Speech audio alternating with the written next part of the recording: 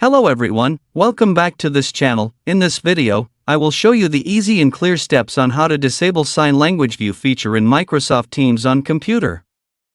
So how to disable Sign Language View feature in Microsoft Teams on computer? Make sure you keep watching this video until the end. Let's get started right away. Firstly, just go straight to Microsoft Teams on your computer or laptop. And this is the initial display on Microsoft Teams. To disable Sign Language View feature, just point the cursor to the upper right corner of the screen. Here there is a three-dot icon. And tap. Here a scrolling menu will appear. Tap the Settings menu. Now here it is in the Settings menu. Go to Accessibility. This is already in the Accessibility menu, and there is a Sign Language View menu. And tap.